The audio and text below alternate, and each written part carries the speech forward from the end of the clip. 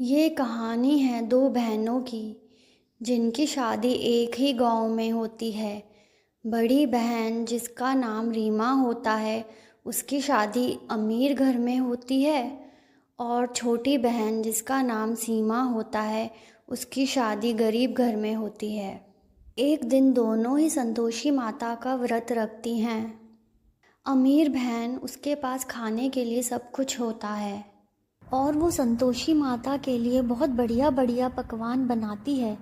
पर दूसरी तरफ सीमा के पास ना ही तो खाने के लिए कुछ होता है और ना ही पकवान बनाने के लिए।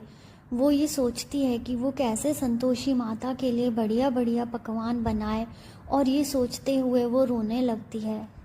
उसकी बड़ी बहन उसके घर पे आती है और बोलती है, सीमा, तुम्हारे पास पैसे नहीं है क्या पकवान बनाने के लिए?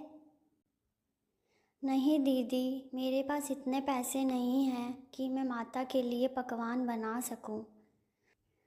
आप थोड़े पैसे दे दो ताकि मैं भी अच्छा अच्छा पकवान बना सकूं। अच्छा सीमा, पैसे तो मैं दे दूंगी, पर बदले में तुम्हें भी कुछ काम करना पड़ेगा। हाँ दीदी, आप बोलिए क्या काम करना है। सीमा, आज मेरे घर पर बाई नहीं आई है, तो तुम आज बाई का पूरा काम कर लो। हाँ बिल्कुल दीदी, आखिर आपका घर भी मेरा ही घर है। मैं उसे अपना घर समझकर ही काम कर लूँगी। ठीक है, तो आ जाओ, बदले में मैं तुम्हें 500 रुपये दे दूंगी। ठीक है दीदी। इतना कहकर सीमा रीमा के घर काम करने चली जाती है। सीमा ने सुबह से कुछ भी नहीं खाया होता है, फिर भी वो घर का सारा काम कर लेती है, पर उसकी तबीयत ख़राब होने लगती है। शाम होते होते उसकी तबीयत बहुत ज़्यादा ख़राब हो जाती है और वो संतोषी माता को याद करने लगती है। हे संतोषी माता, मैंने सच्चे मन से आपका व्रत किया है। आज मेरी तबीयत खराब नहीं हो सकती। मुझ गरीब की मदद कीजिए माता। और माता को याद करते करते वो रोने लगती है और संतोषी माता उसे दर्शन देने आती हैं और कहती हैं, सीमा उठो बेटा, तुम चिंता मत करो, तुम्हारी सारी परेशानियां ख़त्म हो जाएंगी। और संतोषी माता उसको सोने की मूर्ति देती हैं और कहती हैं, इस मूर्ति को तुम वहाँ रखना जहाँ तुम मेरी पूजा अर्चना करती हो। फिर देखना तुम्हारी सारी समस्याएं कैसे दूर हो जाती हैं। सीमा वैसा ही करती है जैसा संतोषी माता कहती हैं और अगले ही दिन जैसे ही सीमा उठती है उसे अपना घर बदला बदला लगता है। घर पहले से भी ज़्यादा बड़ा हो जाता है। घर में सुख सुविधा की सारी चीज़ें होती हैं और रसोई में खाने के बढ़िया बढ़िया पकवान होते हैं। ये देखकर सीमा बहुत हैरान हो जाती है और उसे समझ आ जाता है कि ये सब संतोषी माता का ही चमत्कार है। वो संतोषी माता को बहुत बहुत धन्यवाद करती है। शाम को रीमा उसके घर पर पैसे देने आती है और देखती है कि सीमा का घर तो पहले से ज़्यादा बड़ा हो गया है और सीमा से पूछती है, बहन, तुम्हारे पास तो कल तक खाने के भी पैसे नहीं थे, फिर ये सब कहाँ से आया? सीमा रीमा को सारी बात बताती है कि कैसे उसने संतोषी माता को याद किया और संतोषी माता ने उसकी सारी समस्याएं हर ली। सीमा भी वैसा ही करती है जैसा सीमा ने किया था। वो भी घर का सारा काम करने लगती है और शाम होते होते जैसे ही उसकी तबीयत खराब होने लगती है वो संतोषी माता को याद करने लगती है।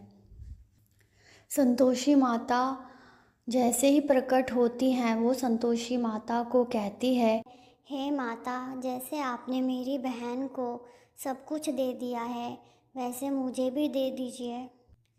इतना सुनकर संतोषी माता कहती हैं, सीमा तुम्हारे पास तो सब कुछ है, फिर तुम्हें क्या चाहिए।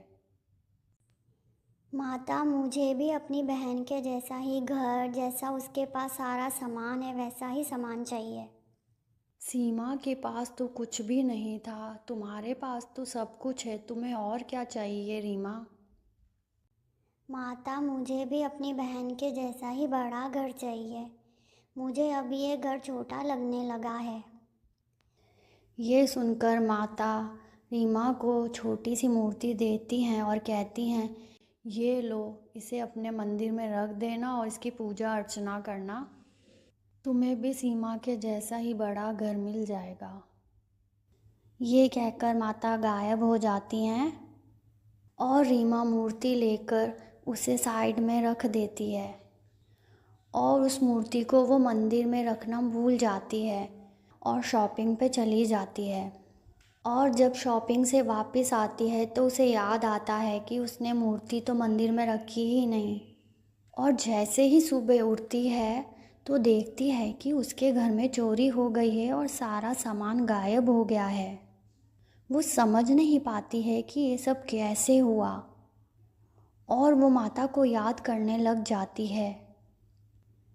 और माता प्रकट होती हैं और बोलती हैं,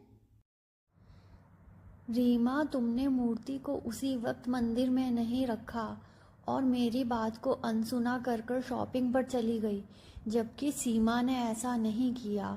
उसने मेरी बात मानते हुए मूर्ति को उसी वक्त मंदिर में रख दिया था।